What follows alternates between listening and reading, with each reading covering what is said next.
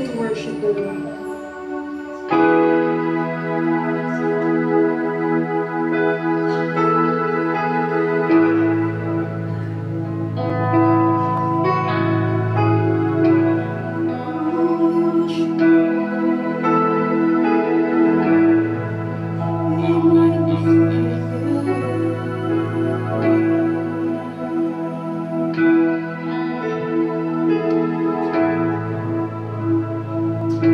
If the altar's where you meet us, take me there, take me there. If you're looking for an offering, it's right here.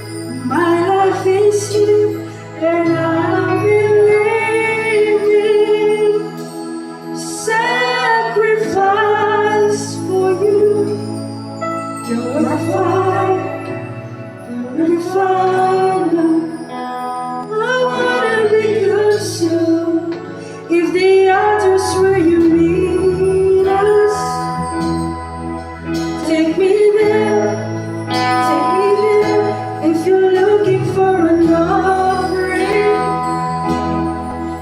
it's right here. My life is here, and I'll be living sacrifice for you. You're a fire, you're a fire. I wanna be consumed. I wanna be tried by fire. Purify. You take whatever you desire. Lord, here's my life. I wanna be tried by fire. Purify. So take whatever you desire. Lord, here's my life. Lord, here's my life. If your glory wants to come in, let it fall. We want it all. Lord, your fire is consuming. Fill this place, set it ablaze, and I'll be living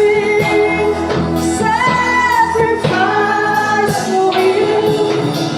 Purify, purify, Lord. I wanna be consumed. I wanna be tried by fire. Purify. You take whatever you desire. Lord, here's my life. I wanna be tried by fire. Purify. You take whatever you desire.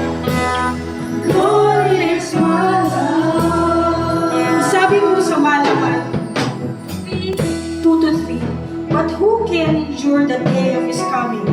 Who can stand when it appears? For he will be like finer's fire or lauder's soul. He will sit as a refiner and purifier of silver. He will purify the device, refining the gold, silver, and they will bring the Lord's offerings in righteousness. Minsan po tayong mga Kristiyano, pag pinupuro tayo ng Panginoon, nakakatakot po, di ba? Ibig sabihin kasi pag pinupuro tayo, parang meron tayong dapat i-give up.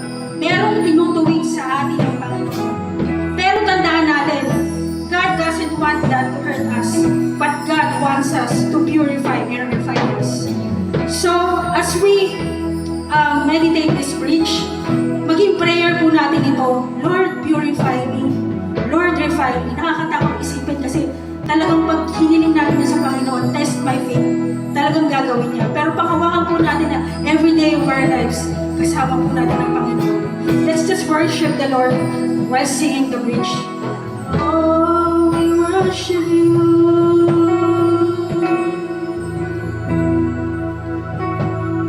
Clean my hands, purify my heart. I wanna burn for you. only for you. Take my life as a sacrifice. I wanna burn for you, only for you. Lead my hands, so lead my hands, purify my heart. I wanna burn for you.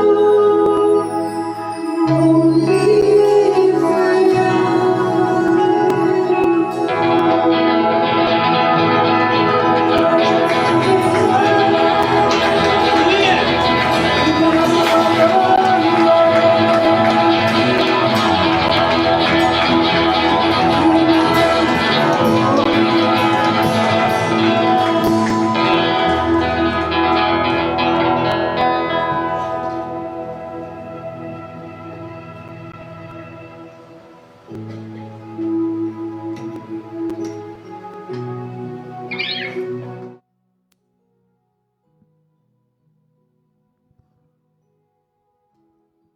po'y manalangin. Panginoon, tunay nga na Ikaw lang po ang makakapaglinis ng aming mga puso. Linisin niyo po ang bawat isa sa umagang ito. Tinataas ko po ang iyong bayan ng Marikina. Tinataas ko po ang iyong mga anak. Cleanse us, O Lord. Purify our hearts. Thank you, Lord. In Jesus' name we pray. Amen.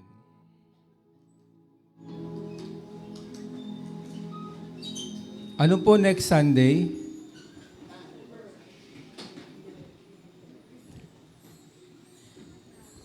November 30.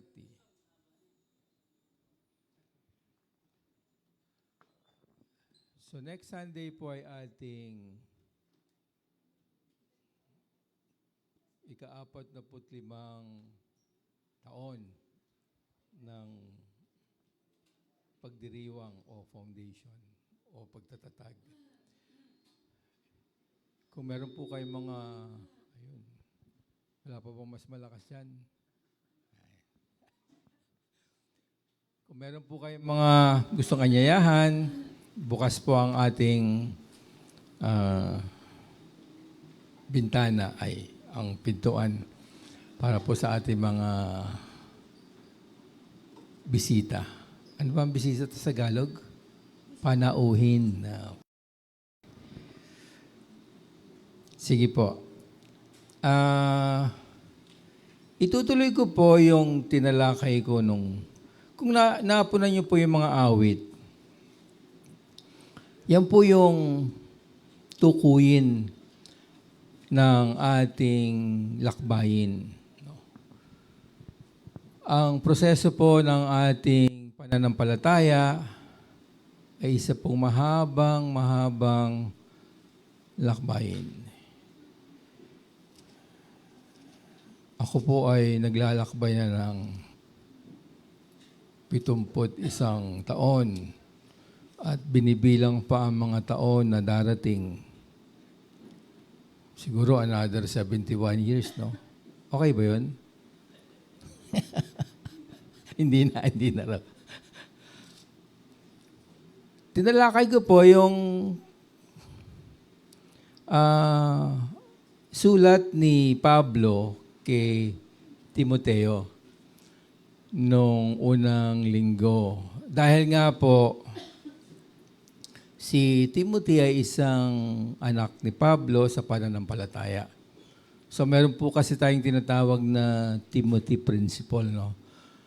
Yung isang nagbahagi ng salita ng Panginoon sa isang kaibigan niya at ito ay nanampalataya, tumanggap, yan ay kanyang Timothy, no? Yan ay kanyang aalagaan. So dito po sa history ng ating pananampalataya, si Pablo po ay isang missionary at si Timothy po ay isa sa kanyang mga disipulo. Nung sinulat niya po yung mga sulat na ito ay si Timothy po ay isa ng pastor. So, kagaya po siya ni Pastor Dante, kagaya po siya ni Pastor Olan, na sinulatan ng kanilang pastor. Ako po yun ay parang no? Ang ilagay po natin sa konteksto yung nasulat ni Pablo. Kapag ka pinag-aralan po natin yan, maraming sabihin, hindi, para namang sa isang disipulo yan, no? Para naman sa isang anak sa spirito. No? Hindi po. Ito po ay applicable po din sa atin. Kung naalala niyo po, anong sabi dun sa dun nagwakas na po ako tungkol sa kayamanan. Di po ba? Ang nagnanasang yumaman ay nauhulog sa tukso at nasisilo sa bitag ng masasama at mga hangal na hangarin na nagtutulak sa kanila sa kamatayan at kapahamakan. Ito po yung susi. Sapagkat ang pag-ibig sa salapi ay ugat ng lahat ng kasamaan.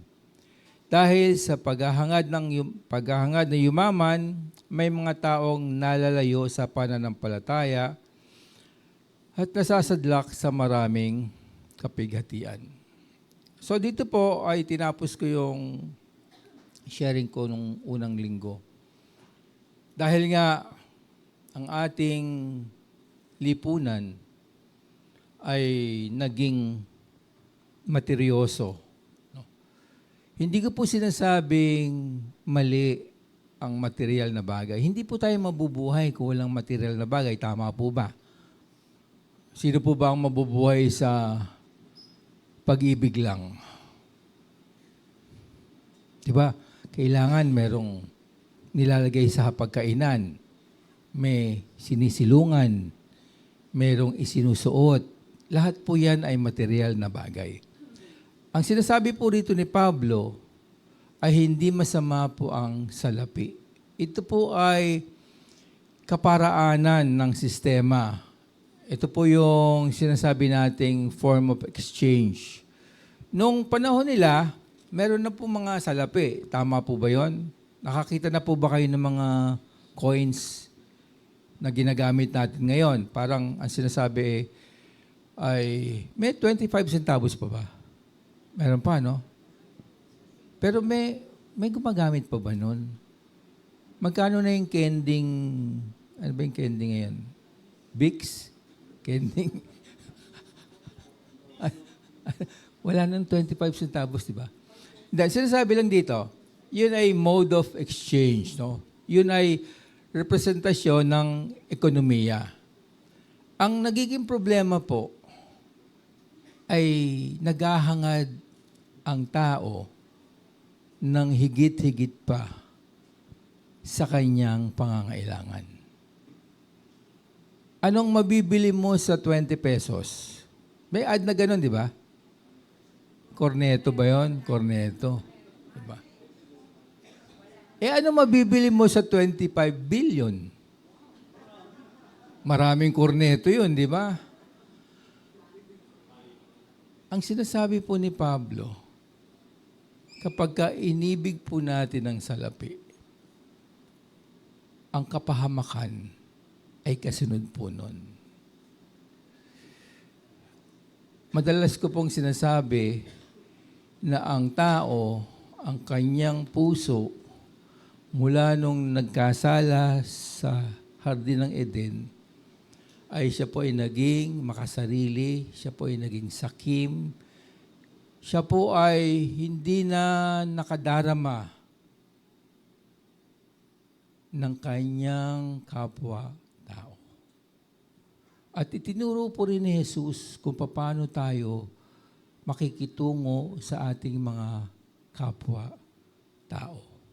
Ano yung kanyang commandment? Love your God and love your neighbor. Sabi ng iba, hindi naman lang siya nagsabi niyan eh. It's a universal teaching. Tama po yun.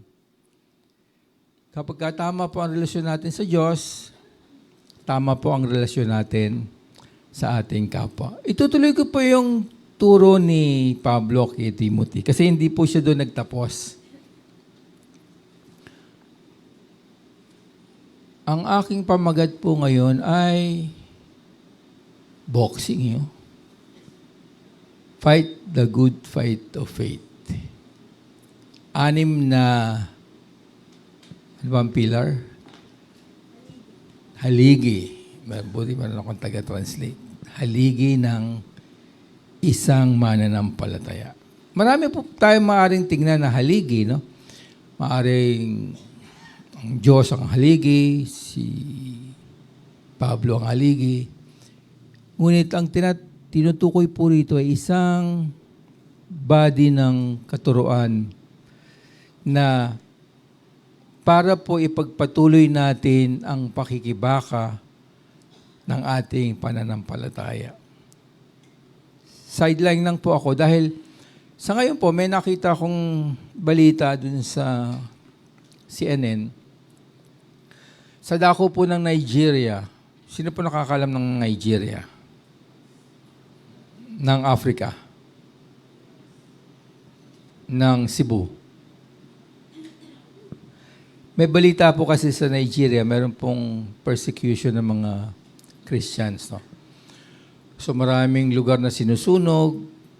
Hindi ko na binasa yung buong balita. Ang sabi pa may isang grupo ng mga estudyante sa isang Christian university na kinidnap.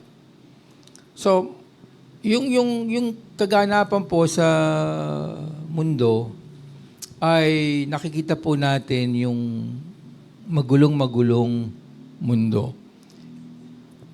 Nung panahon ni Pablo at ni Timothy, hindi po nagkakalayo yon. Ang kaibahan lang po, yung panahon nila, confined sila sa pamumuno ng mga Romano. So, sa iba't ibang dako ng kanilang ginagalawan, meron pong peace and security. Meron pong katahimikan. Tinatawag nga ron ay Pax Romana. Tahimik po yung kanilang buhay nun. At si Pablo ay malaya nakakapagturo. Dito, sabi niya kay Timothy, dahil ang pinapahayag nga niya po ay kaligtasan ng ating Panginoong Hesus, mahalaga po na malaman kung paano po tayo makikitungo sa ating mga kapwa, sa ating ginagalawang lipunan. At isa pa nga yun, isang ang tinuro niya ay yung binanggit ko kanina. Ngayon, dito, ang tutuloy ko po, sa talatang 11, kasi nagtapos po ako sa verse 10, no? Ang sabi po ni Pablo, ngunit ikaw, o tao ng Diyos, layuan mo ang mabagay na ito at sumunod ka sa katwiran, sa pagiging makadiyos, sa pananampalataya, sa pag-ibig, sa pagtitiis, at sa kaamuan. Basahin ko po sa wikang Ingles. But as for you, O man of God, so sinasabi niya po kay Timothy, so maaari po nating sabihin ito sa bawat isa na may Jesus sa kanyang puso. No? Tayo po ay mga tao ng ating Panginoon. But as for you, man of God, flee these things. So, flee these things, nagre-refer po yun dun sa naunang talata. Ibig sabihin, yung paghahangad ng salapi sa anumang paraan. Kasi nung mga panahong yon, marami rin nagtuturo na ginagamit ang pulpito upang magkamal ng kayamanan. Sabi rito, pursue. Sa Tagalog po ay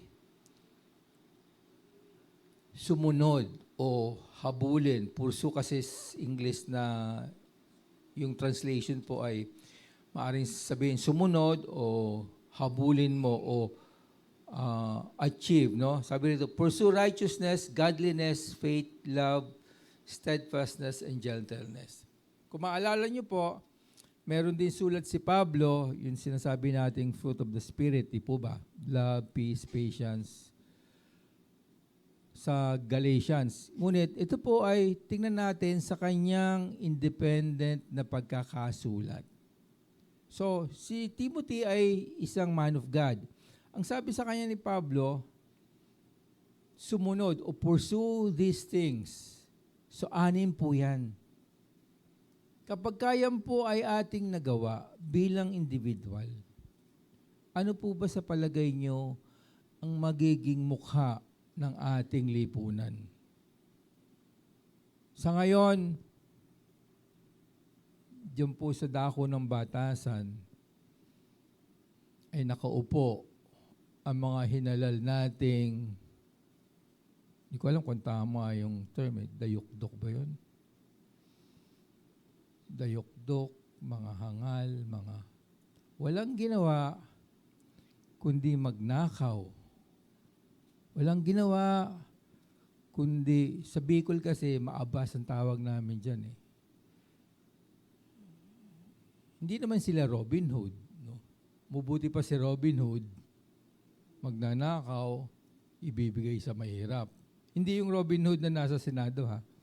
Yung Robin Hood na nababasa natin na isang karakter po sa Europa. Sinasabi ni Pablo kay Timothy, ito ang iyong gawin. Pursue righteousness, katwiran. Mahirap po kasing sabihin, kasi kapag tayo po ay nagturo o nag-aral, ang sinasabi po nating katwiran o righteousness ay dalawang bagay. Yung righteousness sa ating katayuan sa Diyos na tinuturo po namin sa inyo na na-acquire lang natin sa pamamagitan ni Jesus.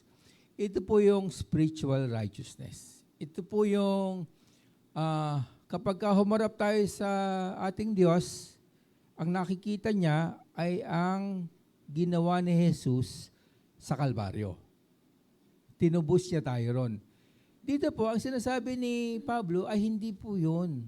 Dito po yung moral aptitude, yung moral ascendancy, yung katangi ang nakaangat ka sa lipunan na gumagawa ng tama. Bago po masulat tong mga lumang tipan at bagong tipan, meron pong sa ancient history, meron pong tinatawag na tao. Kilala niyo si Hammurabi? Hindi po siya Japanese, no? Parang Japanese na... Siya po ay isang hari sa banda po ng Babylonia. Kung titingnan po natin yung si Abraham, nanggaling po siya sa Ur, at nagpunta po siya sa dako po ng Canaan. Dun sa dako po ng Babylonia, meron po mga civilization noon. Mga Babylonians nga, kasi nasa Babylonia sila, di ba? Meron pong isang hari na na-decode nila, meron silang code. Ito po yung kung paano nila papamahalaan ang kanilang society, paano nila papatakbuhin ang gobyerno, paano nila i-administer ang justice. So maliwanag po ron na meron moral standards. Yung katwiran po rito ay sinasabi po kung paano tayo magkakaroon o makikitungo sa ating lipunan.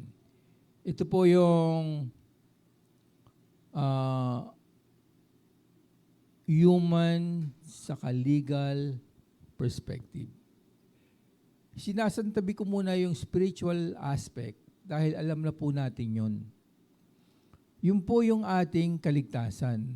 Nung tayo naligtas, meron pong expectation o meron pong inaasahan na magkakaroon po ng pagbabago, na magkakaroon po ng transformation. Maraming tao po na hindi na ito kailangan. Sinasabi nila, ako ay mabait na. Ako ay may moral ascendancy na. Hindi ako nagnanakaw, hindi ako pumapatay ng tao, hindi ako nangungupit, hindi ako, ano pa ba? Magbabayad ako ng tama ng pamasahe. Hindi ako nangangalunya, hindi ako lahat ng tamang behavior ginagawa na nila. Ang problema nga lang, kung wala si Jesus sa kanila, sila po ay hindi rin maliligtas. Ang nagiging problema naman, doon sa mga tumanggap sa Panginoon at nagsasabing sila ay born again, hindi nakikita sa kanila yung dapat makitang behavior na sinasabi nating righteous behavior. Sabi kasi ni Pablo kay Timothy, ito po ay nasulat sa Mark 12 verse 14. They came to him and said, "Teacher, we know that you are a man of integrity. You aren't swayed by others because you pay no attention to who they are, but you teach the way of God in accordance with the truth. Is it right to pay imperial tax to Caesar or not?" Then Jesus said to them, "Give back to Caesar what is Caesar's, and to God what is God's." So may dichotomy po ng behavior ng isang mananampalataya at ng hindi mananampalataya. Tayo po, dalawa po ang ating duty. Ang loyalty po natin ay sa ating Diyos bilang mga spiritual beings. Ngunit nandito po tayo sa bayan ng Pilipinas at ang ating pong duty ay sumunod sa batas ng ating bansa. Marami po ngayon na alingas-ngas. Marami po ngayon na nagsasabi na kailangan magbago. Ano po ba ang binabago? Ang luma po ba ay mababago? Hindi na, di ba? Ang luma ay luma. Ang bago ay bago. At ang bago ay naluluma. Tama? Kaya nung tinanggap natin si Jesus, tayo ay bagong nilalang. Ngunit tayo ay Pilipino, meron tayong obligasyon para sa ating bansang Pilipinas. Dito yung sinasabi ni Pablo na, Timothy, pakita mo yung iyong katwiran sa iyong constituents. Be righteous in the way you deal with them. Maliwanag din po na sinasabi na kung ano yung kay Caesar, ibigay kay Caesar. Kasi implication dito, magbayad po tayo ng buwis, huwag po tayong mandaya sa ating mga ginagawa. In short, we behave as good citizen of the Republic. Republic of the Philippines. Pag napunta kayo sa Amerika at naging citizen kayo doon, behave as well as citizen of the United States of America. Behave as well. Ang sinasabi po rito, yung moral ascendancy ng mananampalataya ay dapat makita, ay dapat mangibabaw, dapat maging totoo sa ating lipunan. Isang bagay po rin ang minsan napapansin natin, bawas, sino po ang bumoboto na sa inyo? Di ba, sabi nila, ano yun, right daw natin para bumoto. Pag sinabi nating right, karapatan yon. Pero yun po ay isang obligasyon. Yun po ay isang accountability sa atin. Bakit po ba nahalal itong mga nakaupo ngayon? Bakit po ba sila naupo? Dahil bumoto tayo, di ba? Tama? Kasi kung hindi tayo bumoto, may buboto at mahalal pa rin sila. Ang ibig ko lang pong sabihin, huwag niyong sa walang bahala yung karapatan na pumunta sa polling place para bumoto. Sa inyong barangay, sino po ang taga-barangay IBC? Sino po ang taga-barangay Pasig? Sa barangay nyo, ano maaari niyong gawin? Iniisip ko na nga kung ano maaari natin gawin sa ating barangay. Pag-uusapan po ng inyong mga leaders sa susunod. Ngunit ang mahalaga po nating maunawaan, ang sabi lang dito ni Pablo, give back to Caesar what is Caesar's and to God what is God's. So, in a righteous behavior, meron din tayong sinasabing righteous indignation. Pag ginawa na po natin yan, ibig sabihin, we abhor sin. Ayaw natin na makakita ng maling ginagawa. So part po yan ng being a righteous person. Pag nakakita kayo ng maling ginagawa, sabihan niyo po. Pag nakakita kayong na may ginagawang mali ang inyong kaibigan, maaari niyo siyang sabihan, kapatid, mali yung ginagawa mo.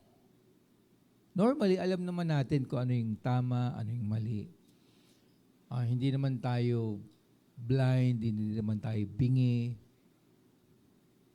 na hindi natin ma-distinguish yung mali sa tama.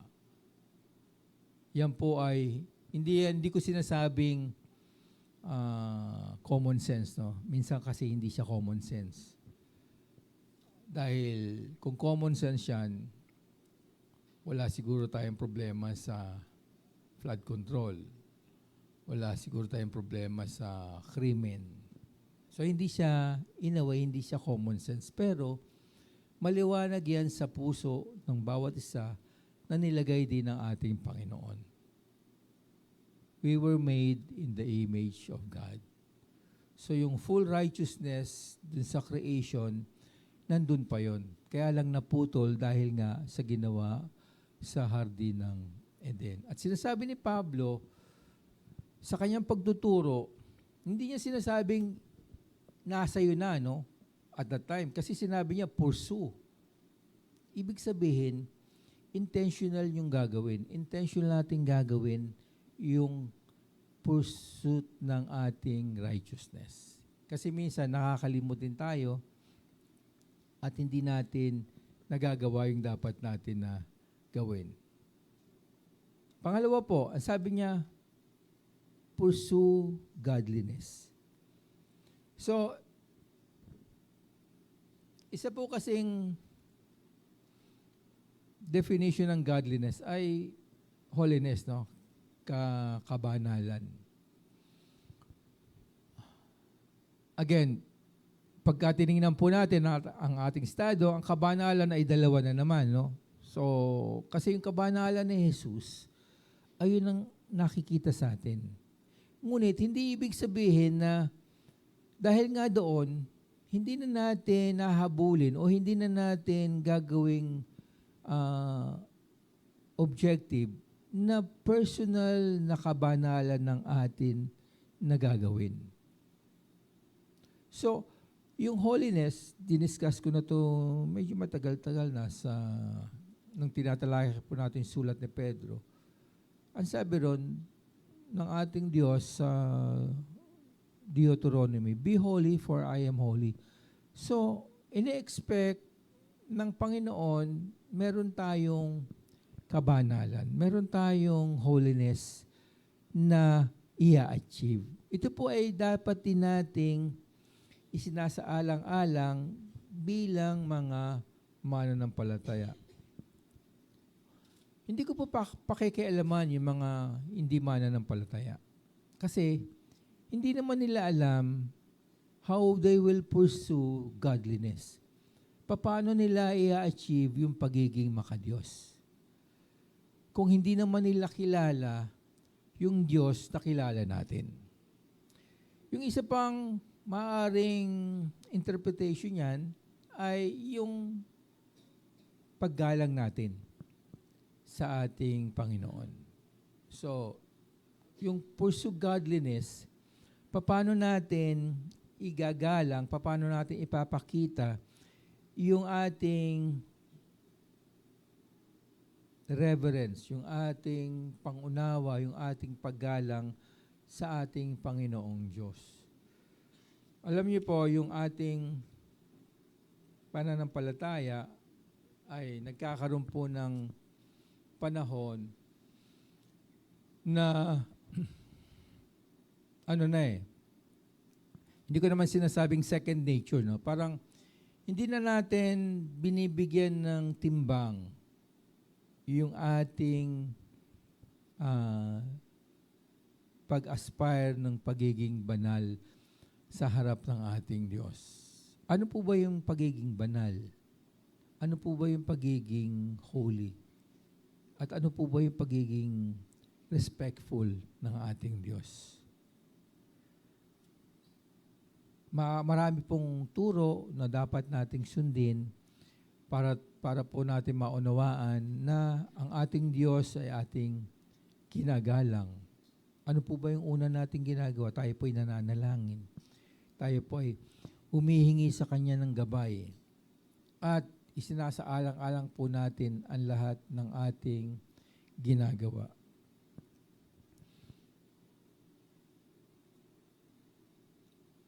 Sinabi yan ni Pablo kay Timothy dahil ang kanyang posisyon bilang isang pastor ay napaka-sensitive.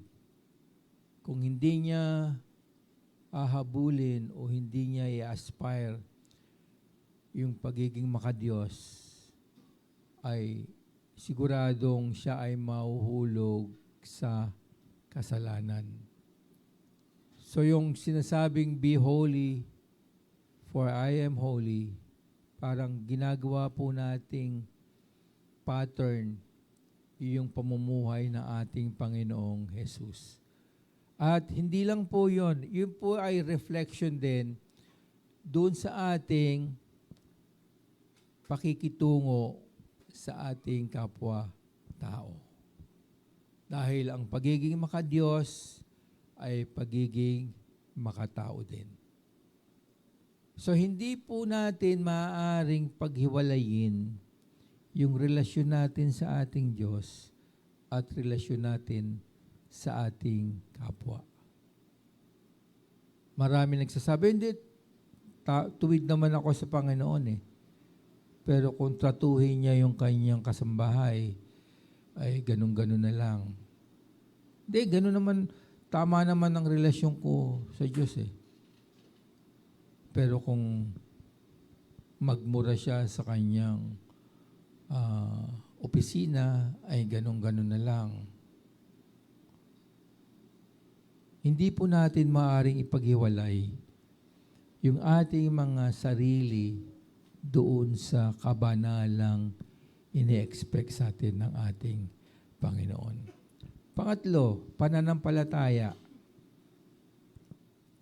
Ito pa isang mahabang talakayin din, ngunit sinasabi lang ni Pablo na ito ay napakahalaga kay Timothy. Ano po ba ang sandigan ng ating pananampalataya? Ano po ba ang sandigan natin dahil naniniwala tayo sa ating Diyos? Sabi po dyan, sapagkat kami ay lumalakas sa pamagitan ng pananampalataya, hindi sa pamagitan ng paningin. For we walk by faith and not by sight.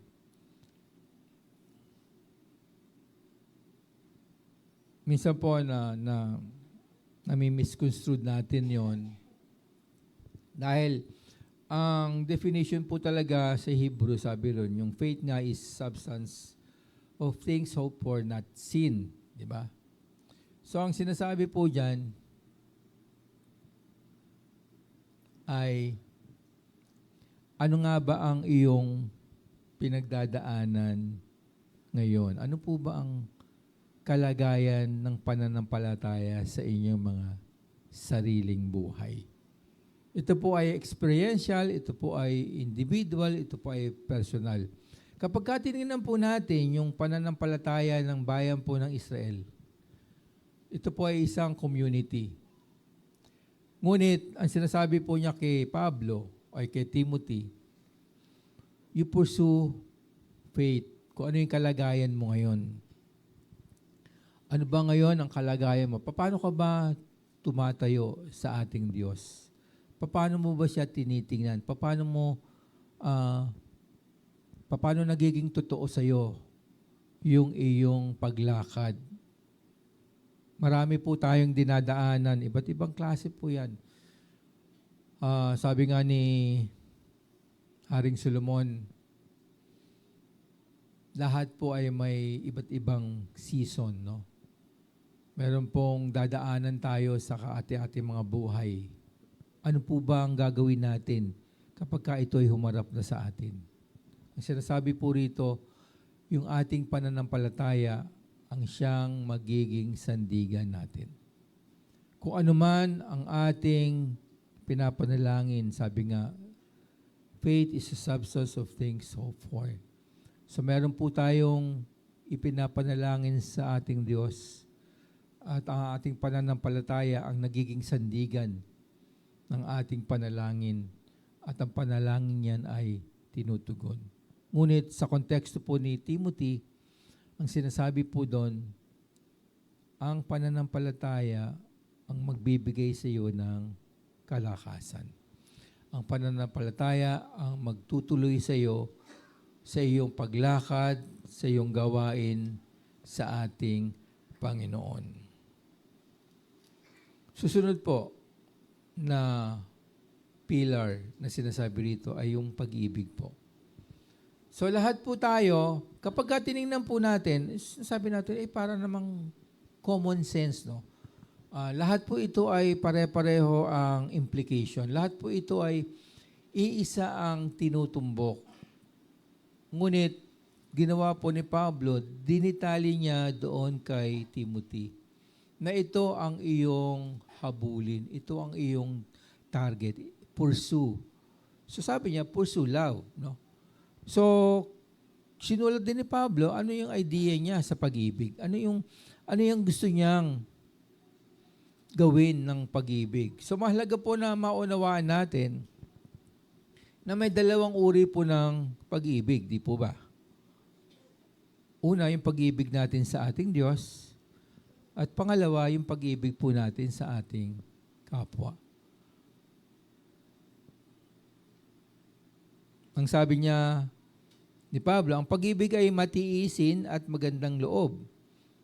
Ang pag-ibig ay hindi mainggitin o mapagmalaki o hambog. Hindi magaspang ang kilos. Hindi ito pinipilit ang sariling kagustuhan. Hindi mamayamutin. Hindi nagtatala ng mga pagkakamali. Kapag ito po ay na-internalize na natin, makikita po ninyo na ito po ay bumabalik din dun sa sinasabing righteousness. Ito ay bumabalik din dun sa pagtayo ng isang tao sa kanyang lipunan. Maaring sabihin nyo, iisa yung tinutumbok niyan, iisa yung tinatalakay. Ganun po ang salita ng Panginoon. Yung pong sinasabi ni Pablo na pag-ibig, kapag yun po ay ginawa, lahat po ng tinatalakay natin, ang maaari na nating kalimutan. Ibig sabihin, yung specific na term na yon na pag-ibig, kapag sinunod ng isang tao, wala na po tayong hahanapin pa. Nandiyan na po lahat ang isang ideal na behavior. Meron pong isang lumang pelikula, 1973. Ang pamagat po noon ay Lost Horizon.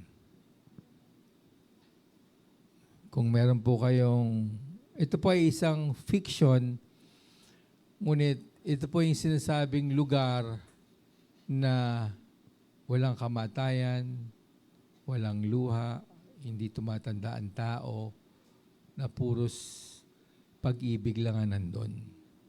At yung lugar na sinasabi nila ay doon po sa taas po sa may Everest daw sa Nepal. Anyway, fiction po yun. Pero kapag tinignan niya po yung description ni Pablo, maaaring yan po ang makikita nyo doon sa lugar na yan. May isa pa pong term sa English, yung sinasabi nilang utopia, no? Utopian situation. Na isang ideya na kung saan ang lahat ay hindi lang pantay-pantay, kundi naunawaan nila ang bawat isa. Yan po ay isang WISH. Yan isang wish saan ka man mapunta. Dahil yan po ay hindi nangyayari. Yung sinasabi po ni Pablong yan, sa loob ng isang iglesia, hindi rin po nangyayari yan. Tama ba ako o mali? Yan po ay mangyayari sa dalawang pamamaraan. Kapag ka bumalik na si Jesus, o tayo ay tinawag niya doon. Ngunit, hindi po masama na isipin natin na itong ideyang to, itong turong ito, ay subukin nating gawin.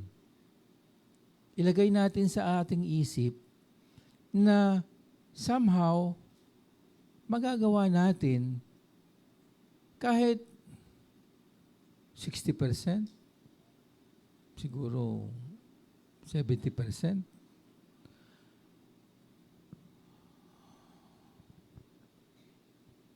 Nakakalungkot. Babalik na naman ako sa ating kalakalan, sa ating pamamahala. Di ba digital tayo ngayon, di ba? Sabi ko palagi, ako ay analog eh.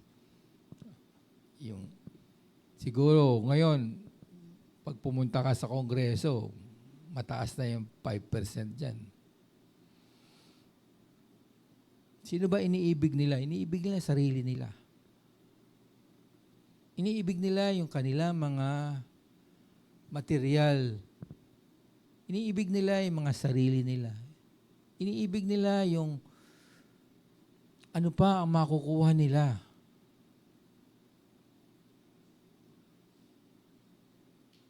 Minsan nga, siguro, isipin natin, buti pa dumating na si Jesus. Pero, defeatist yun eh. Hindi yun tamang attitude.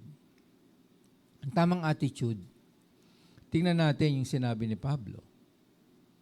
Tingnan natin yung sinabi niya kay Timothy. Kaya ba natin gawin yon? Up to the extent na kaya natin. Susunod po, pagiging matatag. So sabi niya kay Timothy, pursue steadfastness. Being firm and unwavering. Alam niyo po, yung mga sitwasyon ay magkakaroon po yan ng puwersa na mabago ang inyong mga pananaw. Mabago ang inyong mga filosofiya. Mabago ang inyong mga paniniwala. In short, mababago lahat ang inyong pagtingin sa mundo, pagtingin sa kapwa, pagtingin sa Diyos. So sinasabi niya kay Pablo ay maging matatag ka sa iyong ginagawa. Ano ba ang ginagawa ni Timothy? Siya isang anak ng Diyos, siya isang pastor, siya isang mananampalataya. So, sinasabi, maging matatag ka. Ito po yung maganda sinabi sa Lamentations. English ko na lang po sinulat. Sabi diyan, the steadfast love of the Lord never ceases. His mercies never come to an end. They are new every morning. Great is your faithfulness. Diba awit yon? Ang tapat na pag-ibig ng Panginoon na hindi nagmamaliw, ang kanyang mga habag ay hindi natatapos. Sariwa ang mga yon tuwing umaga, dakilang iyong katapatan. So ito po yung sinasabi ng sumulat na kapahayagan ng ating Diyos. Gaano ka-steadfast, gaano katatag ang ating Panginoon with respect dun sa kanyang relasyon sa atin. So yan ay galing sa Panginoon papunta sa kanyang anak. Ang sinasabi ni Pablo kay Timothy, ikaw rin maging steadfast ka sa iyong pananampalataya, sa iyong paglakad sa Panginoon, sa iyong pakikitungo sa iyong mga nasasakupan. Maging matatag, maging unwavering. Of course, ang sinasabi rito ay ang Panginoon ay wala namang duda na steadfast ang kanyang pagtingin sa atin.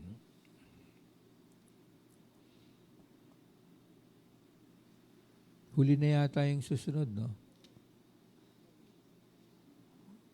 Huli na sa introduction ko. Okay. Huli, gentleness. Kaamuan o kahinaunan. Nakakapawi ng puot ang sagot ng malumanay, ngunit nagbubunsod sa galit ang salitang magaspang. Sabi po sa Philippians, malaman nawa ng lahat ng mga tao ang iyong kahinahunan, ang Panginoon ay malapit na. Bilang mga hinirang ng Diyos, mga banal at minamahal, magbihis kayo ng kahabagan, ng kabaitan, ng kababang loob, ng kamuuan at katiyagaan. Of course, ang sinasabi po rito ay isang behavioral pattern na ine-expect po sa mga mananampalataya.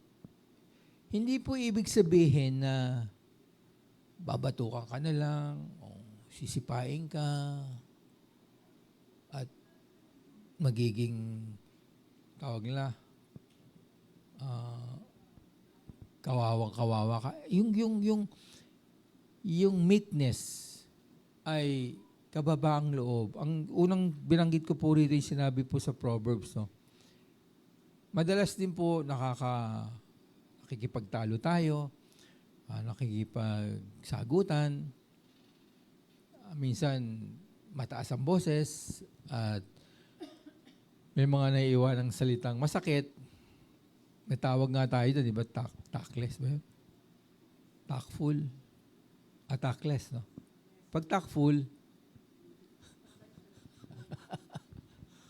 pag tactless, walang ingat. Wala kang control. Saka hindi mo iniisip yung magiging effect dun sa sinasabihan mo. So, ang sinasabi rito, yung gentleness kasi ay minsan mahirap ilagay sa proper context ng isang mananampalataya. Kasi kanina sabi ko, meron akong sinabing moral indignation, di ba? So, you can argue, but do not quarrel. Magdiskusyon kayo, pero huwag kayo mag-away. No?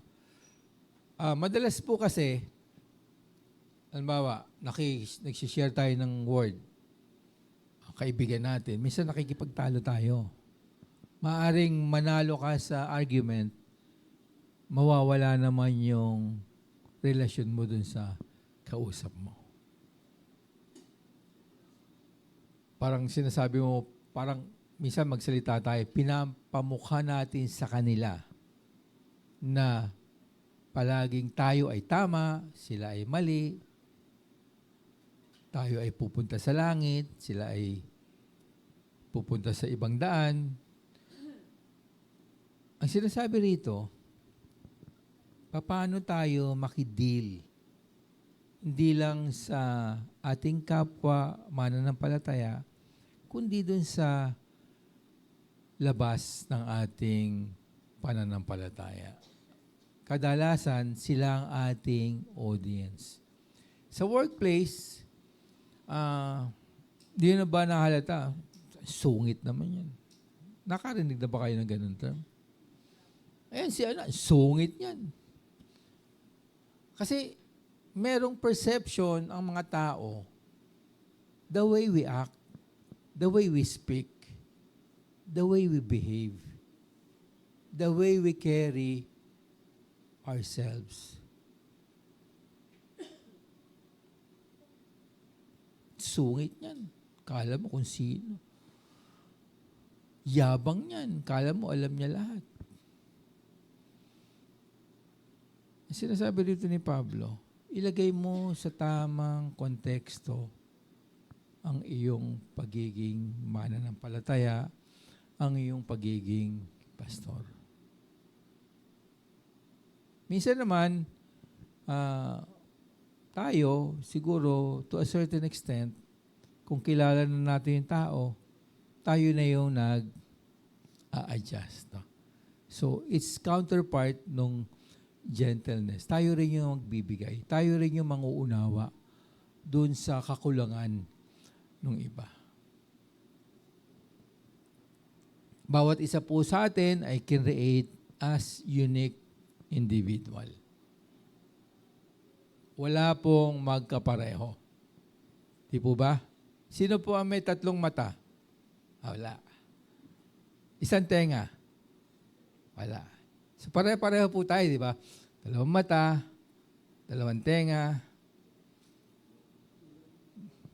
dalawang butas yung ilong, di ba? Bakit dalawang butas yung ilong mo? Joke lang.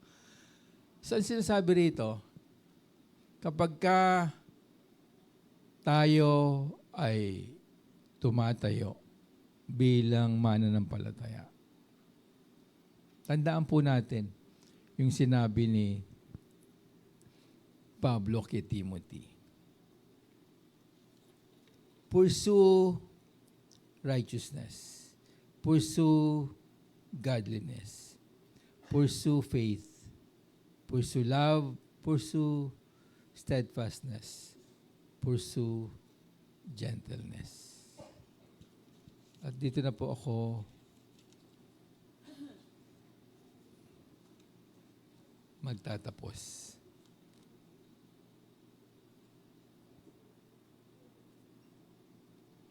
Lahat po yan ang magiging reflection sa atin. Sabi po, sinulat ko po rito, ang mabuting pangalan ay dapat piliin kaysa malaking kayamanan. At mabuti kaysa pilak at ginto ang magandang kalooban. A good name is to be chosen rather than great riches, and favor is better than silver or gold. Ano ba ang gusto nyong i-pursue? Ano ba ang gusto nyong intention sa inyong mga sarili? Ang mabuting pangalan ay dapat piliin kaysa malaking kayamanan. Hindi lang pangalan ninyo. Dalawa na kasi ang pangalan ninyo. Halimbawa, Nestor Encinas, Cristiano, Jesus. Hindi dala-dala ko ang pangalan ko. Dala-dala ko na rin ang pangalan ng ating Panginoon. Ang sinasabi rito, ang mabuting pangalan ay dapat nating piliin. Ang pangalan ng ating Diyos ay nakaukit na sa ating mga puso. Tandaan po natin ang sinabi ni Pablo. Tayo po'y manalangin.